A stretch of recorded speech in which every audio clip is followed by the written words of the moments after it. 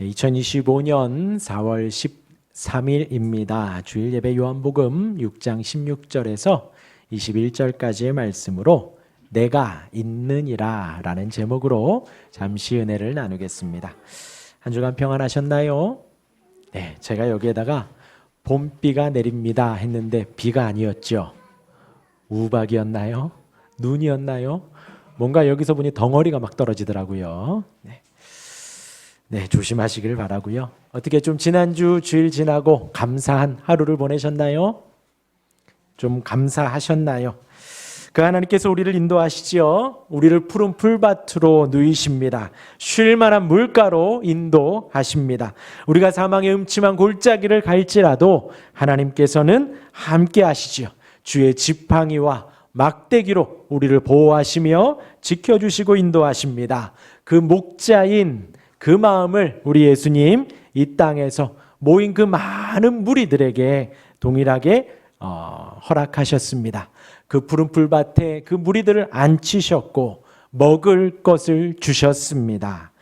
제자들이 돈이 얼마나 필요한가요? 당황해 할 때에 예수님이 무리를 자리에 앉히시고 오병이어 당시에 어린 아이가 가지고 온 아주 작은 도시락 그 앞에 두고 축사하셨습니다. 감사 기도하신 것이지요. 우리말로 하면 식사 기도했다 말씀을 드렸지요. 이것이 중요하다 했습니다. 뭔가 큰 일이 생겨서 5천 명이 먹어서 건강해져서 일이 잘 되어서 감사하는 것이 아니라 하나님 지금 내게 주신 내 두 손에 주신 그 오병이어 작은 도시락을 가지고 감사해야 한다 말씀을 드렸지요. 그리고 단순히 그것에 대한 감사가 아니라 하였습니다. 우리의 인생을 이끄시고 우리의 삶을 인도하시는 가운데 모든 것에 감사하고 주신 것에 감사해야 하지만 쉬지 말고 기도하며 범사에 감사해야 하지만 우리가 그 밥 먹는 시간을 빌어 감사 기도하는 것이라 하였습니다. 모든 것이 감사입니다. 버스에 오를 때에도 전철에 오를 때에도 감사하고 서서도 감사하고 앉아서도 감사하고 차에 벨트를 매면서도 감사하고 범사에 감사하는 그러한 우리가 되기를 바랍니다. 그것이 하나님의 뜻이라는 거예요. 우리 예수님 그리하신 것처럼 여러분들도 우리도 감사기도 할 수 있는 우리가 되기를 바랍니다. 하나님의 뜻대로 사는 우리가 되기를 바랍니다. 오늘 본문은 그 이후의 말씀입니다. 그리 길지가 않지요. 오늘 본문을 가지고 세 가지를 말씀드리겠습니다. 본문에 오병이어의 기적 후에 행하신 일을 기록하고 있습니다. 그런데 똑같이 마태복음, 마가복음에서도 동일하게 나와 있어요. 오병이어 기적 후에 바다를 건너는 제자들의 모습, 그리고 풍랑이 일고 예수님이 그 바다 위로 가시는 그 모습을 똑같이 기록하고 있습니다. 오늘 첫 번째로 그 말씀을 드리겠고요. 두 번째로 마태복음에는 이 장면에서 베드로가 물 위를 걷게 됩니다. 그 부분을 잠시 나누도록 하겠습니다. 그리고 마지막으로 세 번째로 오늘 내니 두려워 말라 했습니다. 근데 그 내니라는 단어가 오늘 말씀의 제목과 같아요. 내가 있느니라 라는 뜻이 됩니다. 오늘 세 번째로 이 부분을 나누면서 우리의 신앙에 어떤 의미가 있는지 한번 묵상해 보도록 하지요. 먼저 본문에 예수님은 무리를 흩으셨습니다. 오병이어로 그 작은 도시락으로 5천 명, 많게는 15,000명까지 먹은 그 무리들을 예수님께서 흩으셨습니다. 그리고 제자들로 하여서는 그 갈릴리 바다를 건너가라고 말씀을 하셨지요. 여기에서 이제 마태복음과 마가복음 동일하게 기록을 하면 뭐라고 하냐? 그렇게 다 보내시고 예수님은 기도하러 가셨다라고 기록을 합니다. 예수님이 기적을 일으키셨지요. 5천 명을 먹었습니다. 또 6천 명이라고도 하고요. 10,000명, 15,000명이라고도 하지요. 그들이 배불리 먹었다 했습니다. 그리고 배불리 먹고도 12광주리가 남았습니다. 정말 작은 어린아이의 도시락이었는데 그 많은 사람들이 배불리 먹고 12광주리나 남아있게 되어진 거죠. 그들이 어떻게 생각할까요? 와, 이분이 임금이 될 충분하다. 이분을 왕으로 모셔야겠구나 하고 예수님을 억지로 왕으로 세우려고 합니다. 예수님은 그 상황에 넘어가면 안 되지요. 안 되지요. 그 상황을 무마합니다. 근데 사실 어떻게 생각해 보면 우리에게는 참으로 귀한 기회인데요. 사람들이 막 모이고 사람들이 막 응집되려고 해요. 배불리 먹었으니까. 그러니 이제 우리는 거기에다가 장막을 쳐야지요. 그리고 예배당 짓고 막 더 모이도록 해야 하는데 지금 예수님은 그 상황에서 거기 모인 무리들을 흩으십니다. 흩으시고 제자들도 저 바다 건너로 가라고 하시고 예수님이 지금 기도하러 가시는 거예요. 정말 중요한 때인데요. 우리가 생각해도 그 상황이 중요한 상황인데 예수님은 기도하러 가셨습니다. 기억하시기를 바랍니다. 우리의 인생에 있어서 중요한 일이 있을 때 기도해야 합니다. 어려운 일이 있을 때 기도해야 합니다. 우리가 무슨 상황이 있을지라도 우리가 기도하며 그 모든 상황을 한 걸음 한 걸음 나아가야 합니다. 우리 예수님이 기도하신 것처럼 저와 여러분 우리도 기도해야 합니다. 기도에서 가장 중요한 것이 뭘까요? 하나님의 주권을 인정해요. 하나님의 섭리와 하나님의 다스리심을 인정하는 것이 기도의 가장 중요한 중심이 되어집니다. 지금 나에게 필요하고 지금 내가 해야 할 일, 가장 중요한 것, 또 필요한 것, 어려운 것, 아픈 것, 그 많은 일들을 주 앞에 고하고 아뢰지만 말하지만 그 끝에 어떻게 기도해야 된다고요? 나의 뜻대로 마시옵고 아버지의 원대로 하옵소서. 나는 이렇게 바라지만 하나님께서 인도하시는 대로 내가 순종할 수 있도록 도와주옵소서 하고 하나님의 섭리를 인정하는 거예요. 하나님의 다스리심을 인정하는 것, 그것이 가장 중요합니다. 항상 기도할 때에 그 부분이 우리 중심 안에 절대 사라지면 안 됩니다. 또한 기도에서 중요한 것은요, 잘 들으세요. 구별된 시간, 구별된 장소입니다. 그렇죠? 항상 기뻐하라, 쉬지 말고 기도하라 했으니 여러분 우리가 살아가며 순간순간 기도해야 합니다. 그러나 그렇게 기도하며 우리가 구별된 시간, 구별된 장소 가운데 꾸준히 기도하는 것이 중요합니다. 단 10분이 될지라도 20분이 될지라도 여러분들 안에서 주변에 다 치우고 하나님 앞에 하나님과 그 앞에서 골방을 찾아 하나님을 찾으시고 하나님의 뜻을 구하는 우리가 되기를 바랍니다. 그렇게 매일매일 꾸준히 기도하다 보면요, 은혜롭고 마음에 기쁨이 벅차오르고 어떤 날은 회개가 되기도 하고 어떤 날은 감사가 넘치기도 합니다. 그러나 또 어떤 날은 내가 지금 뭐 하고 있나 하는 생각이 들기도 해요. 왜냐하면 아무것도 없이 하나님과 나와의 시간이거든요. 그러나 잊지 마십시오. 우리 살아계신 하나님은 지금 그 시간에도 함께 하시고 인도하시고 붙드시며 인도하신다라는 거예요. 다만 내 욕심이, 다만 내 바람이, 다만 나의 기대치가 지금 그 시간에 온전치 못해 느끼지 못할 뿐이지 살아계신 하나님 우리와 함께 하시며 그 기도를 들으신다는 것입니다. 그리고요, 조곤조곤 하나님 앞에 우리의 모든 것을 아뢰세요. 지금 내가 어려운 일이 있으면 어려운 일을 그대로 아뢰셔요.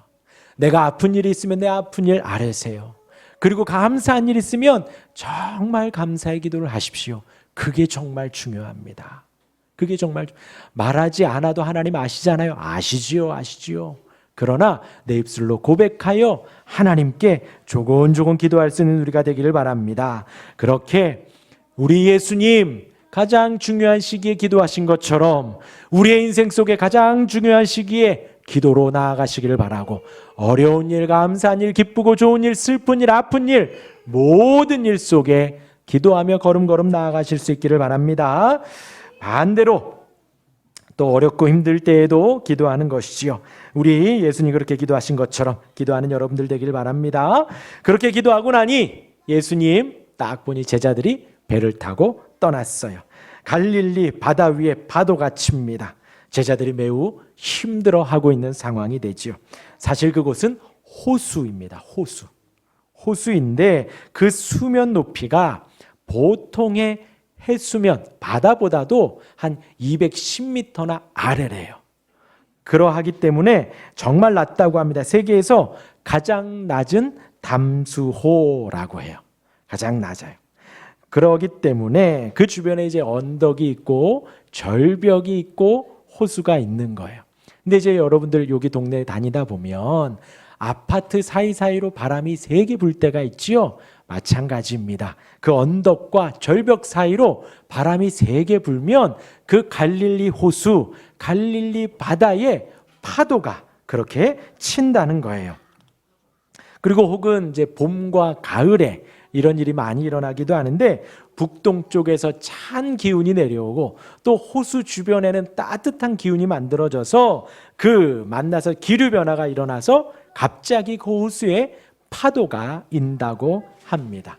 그리고 이러한 파도는 예수님 당시에 지금 이 제자들에게만 있었던 일이 아니고 그때에도 종종 일어나는 일이었으며 지금도 그 갈릴리 호수에는 파도가 일어난다고 해요. 심할 때에는 2, 3m까지 파도가 친다고 합니다. 지금 제자들 중에는 어부도 있지요. 거기에서 고기 잡아 사는 이들도 있는데 그들이 두려워할 만큼, 그들이 생명의 위협을 느낄 만큼 돌풍이 이르는 거예요. 배가 전복될 수도 있는 상황이 된 것이지요. 그렇게 힘겨워하는 중에 예수님 바다 위로 걸어 오시는 거예요. 거기서 제자들이 다른 성경에 보면 유령이다, 예수님을 보고 유령이다 라고 표현을 하는 거예요. 근데 저는 이 말씀에서 동의가 되더라고요. 충분히 그럴 수 있다 생각합니다. 이제 새벽에 야간 운전하고 밤에 이렇게 운전하다 보면 이제 피곤하고 몽롱하고 이렇게 고속도로 달려오잖아요. 근데 저 멀리 그 나무들 사이에 뭔가 흩날릴 때가 있어요. 여러분들은 어떨지 모르겠는데 그냥 저 혼자 운전하다가 흠칫흠칫 놀랍니다. 저게 뭐지? 하는 거예요. 지금 뭐 여기도 마찬가지죠. 현수막들이 혹은 이렇게 가로수나 나무들이 막 이렇게 흔들릴 때 한밤중에 혹은 금음대에 지나다 보면 그렇게 무섭게 보이기도 한다는 것이죠. 그러니 지금 제자들이 배 위에서 파도가 치고 죽을 것 같은 그 두려움 상황 속에서 뭔가 물체가 거뭇거뭇한 물체가 걸어오니 충분히 유령으로 오해할 수 있는 상황입니다. 그런데 그렇게 두렵고 힘든 상황 속에 예수님 뭐라고 하셔요? 내니 두려워하지 말라 하십니다. 그러자 이제 마태복음에서는 바로 다음에 베드로가 주여 만일 주시어든 나를 명하여 물 위로 걸어오게 하십시오 하고 예수님이 오라 하니 그 바다 위로 걸어오게 되죠. 이것은 이제 두 번째 단락에서 말씀을 드리고요. 그리고는 예수님과 제자들이 그 배 위에서 만나 무사히 그 바다를 건너게 됩니다. 이 단락에서는 파도를 가르고 두려워하는 그 바다 위로 걸어오시는 예수님, 그 예수님의 신성이 온전히 드러나는 모습이 이 단락에 나와 있습니다. 이제 두 번째로 넘어가면요. 오늘 본문에서 마태복음 14장 28절에서 31절까지는 베드로가 걷는 장면이 나옵니다. 우리 같이 한번 읽어볼까요? 마태복음 14장 28절에서 31절까지입니다. 우리 같이 읽겠습니다. 시작. 베드로가 대답하여 이르되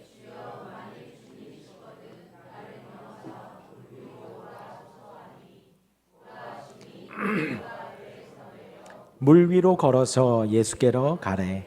바람을 보고 무서워 빠져가는지라. 소리질러 이르되 주여 나를 구원하소서 하니 예수께서 즉시 손을 내밀어 그를 붙잡으시며 이르시되 믿음이 작은 자여 왜 의심하느냐 하시고 바다 위를 걸어오시는 예수님을 보고 유령이라 했는데 내니 두려워 말라 합니다.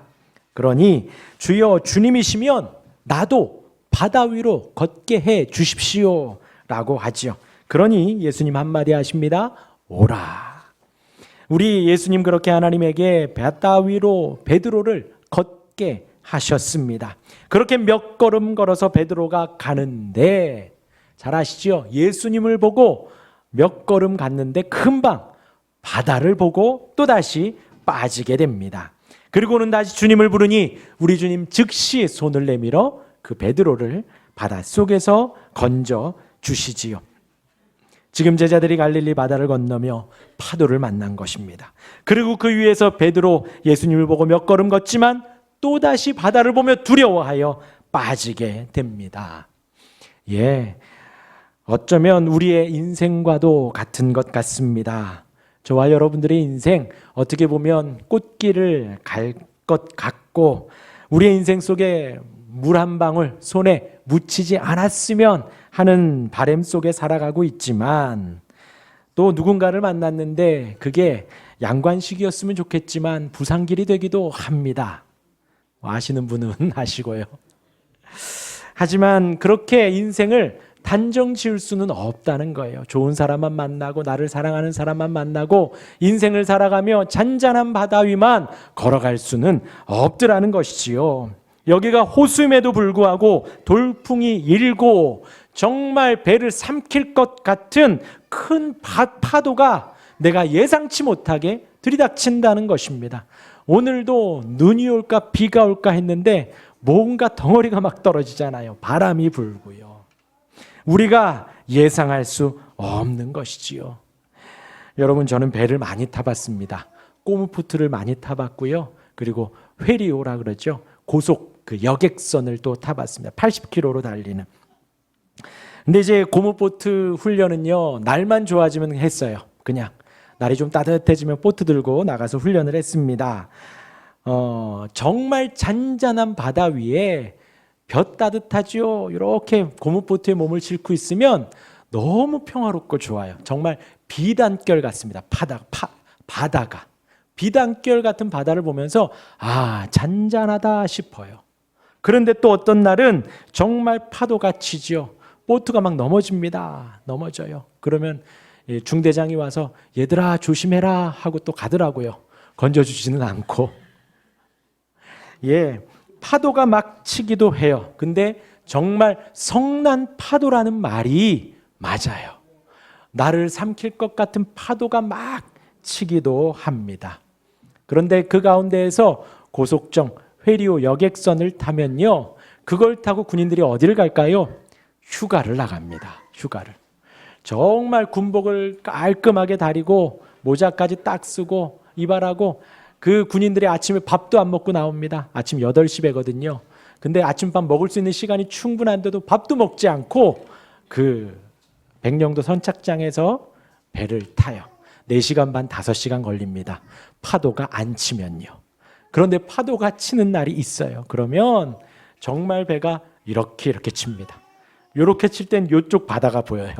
이렇게 치면 이쪽 바다가 보이고요. 그러면 아침에 아무것도 안 먹은 군 장병들이 이 속 안에 있는 걸 다 쏟아냅니다. 아무것도 나오지 않아요. 그런데도 계속해서 오바이트 하면서 그 7시간 가까이를 휴가를 나옵니다. 파도가 그렇게 무서워요. 정말 죽일 듯이 달려들고요. 다 쏟아내요. 그런데 왜 버틸까요? 휴가니까.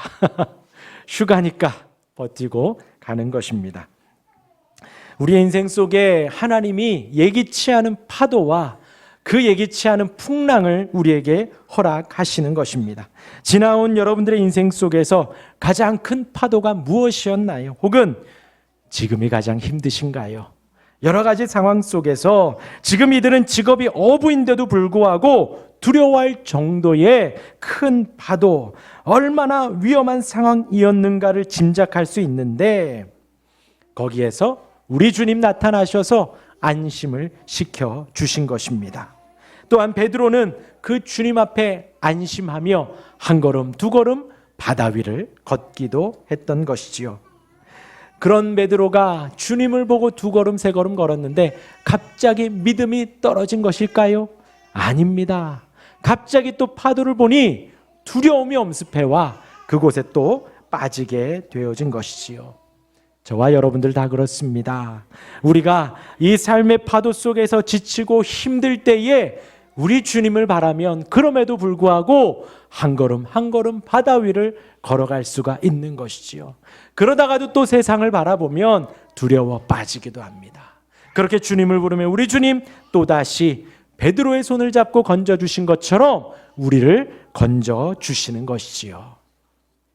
그러한 파도 속에서 이제 세 번째 단락으로 넘어가 보겠습니다. 오늘의 제목과도 같죠. 우리 20절, 오늘 본문 20절 같이 한번 읽어볼까요? 이르시되 시작. 이르시되 내니 두려워하지 말라.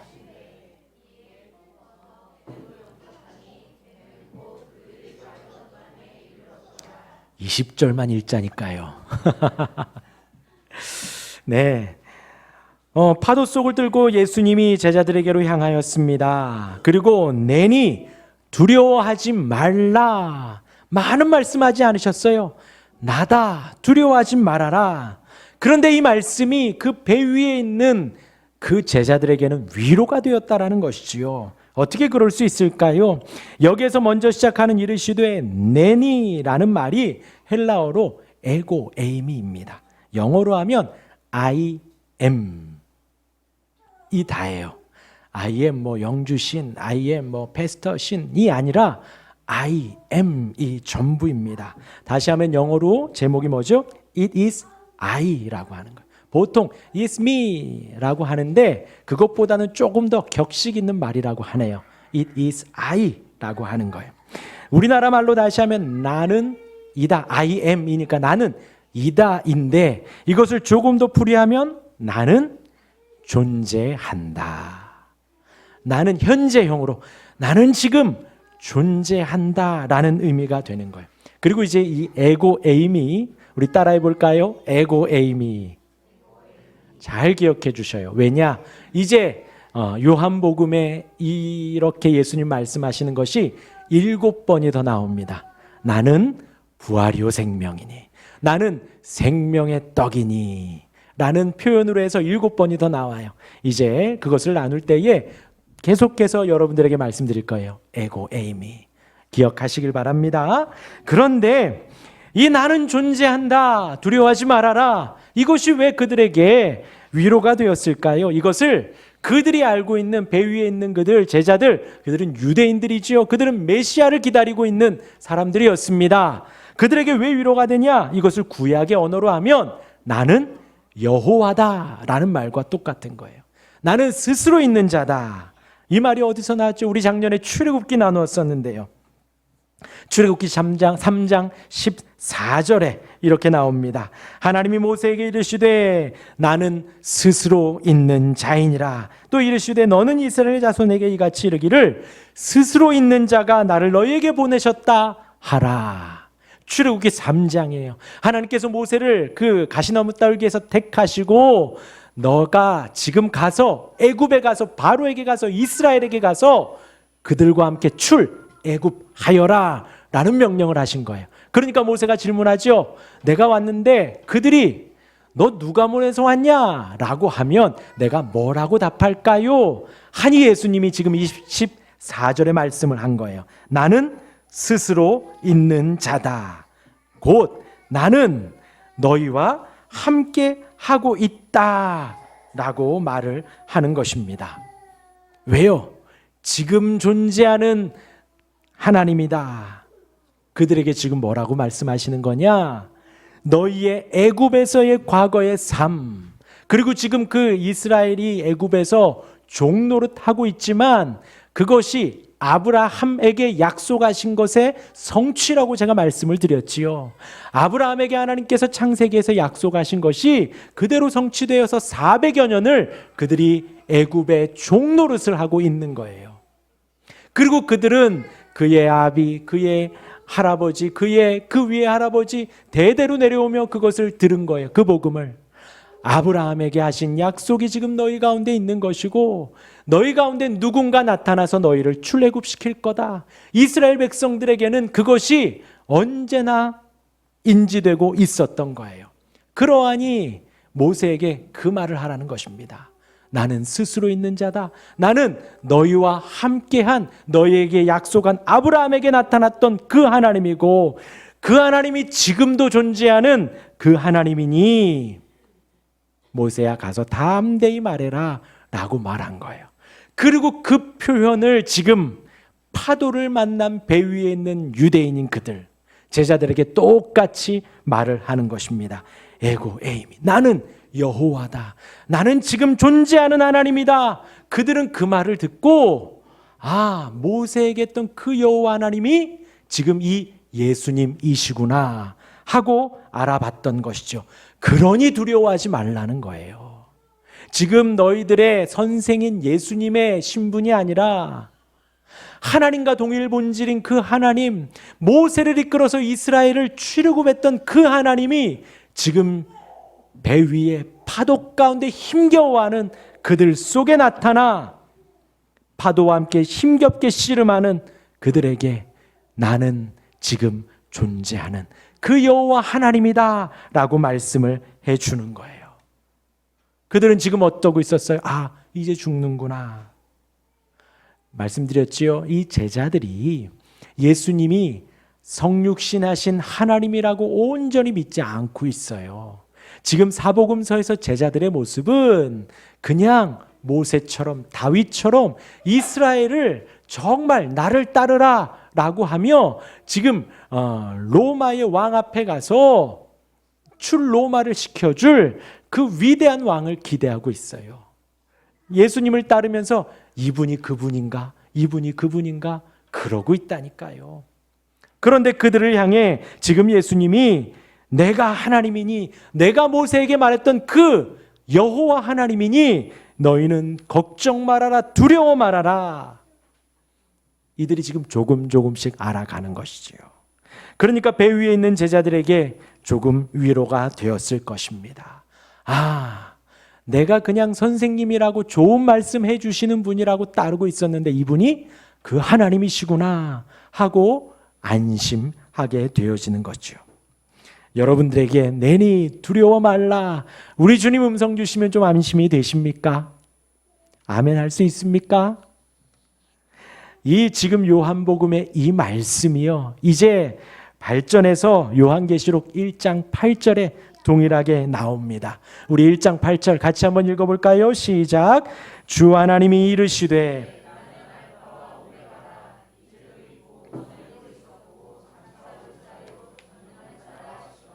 계시록은 당시에 예수님을 믿고 핍박받는 이들에게 지금 요한이 쓴 편지이지요. 그냥 핍박이 아닙니다. 그들은 죽음의 위기에 있고 그들은 고난받으며 하루하루 너무 생명의 위협 속에 살아가는 사람들이었습니다. 그 성도들에게 요한이 위로의 말을 쓰는 거예요. 힘을 주는 것입니다. 신앙으로 괜찮다, 조금 더 버텨보아라, 지금 그래도 신앙으로 한 번 더 이겨내 보아라, 그렇게 말씀하고 계시는 거죠. 하루하루를 목숨을 걸고 사는 예수를 믿는 그들에게 이 말씀을 하신 것입니다. 뭐라고요? 나는 알파와 오메가다. 나는 처음이고 끝이다. 무엇이요? 온 세상의 처음이고 끝이다. 너의 인생의 처음이고 끝이다. 단순히 처음과 끝만이 아니지요. 처음과 끝을 말하며 인생 전체가 하나님의 것이다 라고 말씀해 주시는 거예요. 온 세상의 처음과 끝, 온 세상을 다스리시는 분이 지금 우리가 믿으며 의지하고 고난받고 있는 그 예수님의 이름이라는 거예요. 그리고 뭐라고요? 이제도 계시고 전에도 계셨고 장차 오실 자라는 것입니다. 지금도 고난을 받고 있는 지금도 계시고 또 전에도 계셨습니다. 언제요? 예수님이 성육신하여 이 땅에 오셨을 그때도 계셨고, 또한 이 땅에 그렇게 오셔서 고난받고 십자가 지기까지 그때도 계셨고, 지금도 그 주님 살아 계시다라는 거예요. 그리고는 장차 다시 오셔서 영광 가운데 우리를 심판주로 오실 그 분이다라는 것이지요. 지금 핍박받는 그 성도의 지금과 그 성도의 과거와 그 성도의 미래까지 모든 것을 주장하시며 함께 하신 하나님이라고 계시록 1장 8절이 말하고 있는 것입니다. 그 하나님이 지금 파도 속에 있는 여러분들에게 똑같이 말씀하십니다. 우리 하나님은 지금 존재하시는 살아계신 하나님이십니다. 그 하나님은 전에도 똑같이 있었습니다. 지금에만 계신 분이 아니라 전에도 똑같이 있었습니다. 저와 여러분들이 태어났을 때에도 함께 하셨던 분이시고 5살 때에도 함께 하셨던 분이시고 여러분들이 6살 때 학교를 입학했을 때에도 하나님은 그때 함께 하셨습니다. 전학 갔을 때에도 새로운 선생님을 만났을 때에도 친구들과 사이좋게 지낼 때에도 하나님 함께 하셨고 혹은 친구들과 다퉜을 때에도 하나님 함께 하셨습니다. 고등학교 때도 마찬가지죠. 대학 때에도 혹은 군생활 할 때에도 하나님은 함께 하셔서 보호해 주시고 지켜주셨습니다. 여러분들이 처음 교회 갔을 때에도 또한 교회를 늘 다녔었지만 은혜 받았다라고 고백하는 인격적 하나님을 만났다라고 고백하는 그때에도 하나님은 함께 하셨습니다. 결혼을 결심하셨을 때에도 결혼하고 오늘까지 인도하는 그 모든 상황을 하나님은 정하셨고 섭리하셨다라는 것입니다. 우리의 과거의 모든 상황 속에 하나님이 함께 하셨고 지금 그 하나님이 나는 존재한다 라고 말씀을 해 주시는 것입니다. 우리를 돌보시며 인도해 주셨습니다. 하나님은 우리의 과거에 가장 좋았던 행복했던 시간 속에도 하나님이 함께 하셨고 가장 힘들어서 내 삶에서 지워버리고 싶은 그때에도 하나님은 함께 하셨습니다. 그 하나님이 지금도 살아계셔서 내니 두려워 말라 라고 말씀하십니다. 그 주님이 나의 주님이십니다. 나의 주님이셔서 내 모든 죄와 연약함을 다 아셔요. 나의 과거를 아시기에 나의 삶을 아시기에 저 멀리서도 내 마음을 다 아시기에 나의 연약함도 아십니다. 그 주님이 이제 장차 영광 중에 다시 오시지요. 심판주로 오십니다. 온 세상 사람들이 알아볼 수 있을 정도로 심판주로 오시지요. 구름 타고 오십니다.